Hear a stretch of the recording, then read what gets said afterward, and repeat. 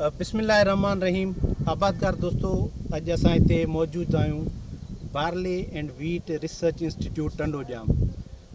कणक ऐं जवन जो तहक़ीक़ी इदारो आहे टंडोजाम में। हिते मां अॼु विज़िट कयो आहे, मूंखे ॾाढी ख़ुशी थी आहे।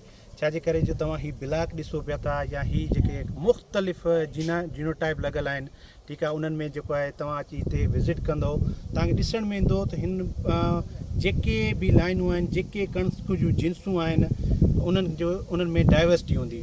उहा हर जिन्स हर ॿी जिन्स खां अलॻि आहे।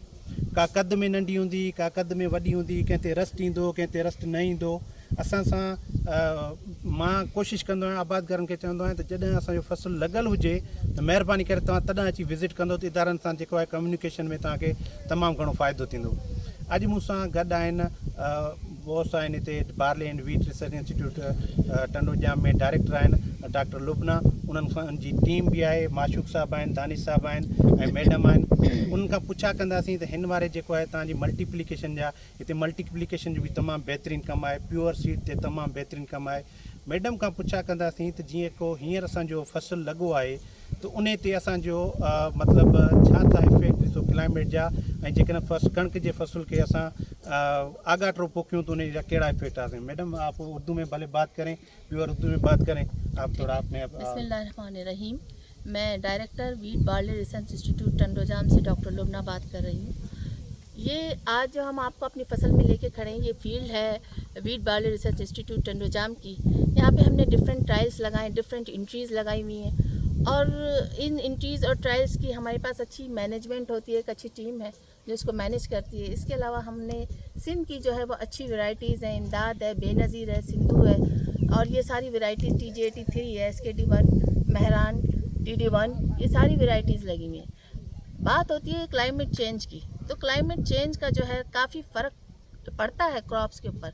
लेकिन इस दफ़ा जो है ज़्यादातर हमारा रस्ट आ जाता है, क्लाइमेट चेंज होता है, टेम्परेचर ऊपर नीचे होता है, तो उससे रस्ट की बीमारी आ जाती है। और जैसे TD1 में आप देख रहे हैं कि रस्ट है, लेकिन उसके लिए भी हम कंट्रोल करने के लिए हमारे जो बच्चे हैं जो इस टीम में काम कर रहे हैं, वो इसकी जो है ना क्रॉसिंग करते रहे हैं बेनज़ीर से, उन वैरायटीज़ से जिसके अंदर रस्ट नहीं है उनसे उनकी क्रॉसिंग करके, ताकि TD1 का जो रस्ट है उसे हम ऐसी वैरायटी लाएं, TD1 की अब इंट्रोड्यूस कराएं जिसमें रस्ट ना हो। मतलब मैडम ये हमारे लिए एक खुशखबरी होगी कि हम TD1 के मुतबादिल कोई रस्ट रेजिस्टेंट वैरायटी लाने में कामयाब हो गए। जी जी, चलो, और ये भी करेंगे। और इसके अलावा हमने काफ़ी जो है ना अच्छी वैरायटीज़ लेकर आएंगे, क्योंकि हमने यहाँ पे इतनी क्रॉसिंग की है, मेस्कुलेशन मेथड किया है। टीम हमारी दिन रात इसमें हार्ड वर्किंग करती है, काम कर रही है।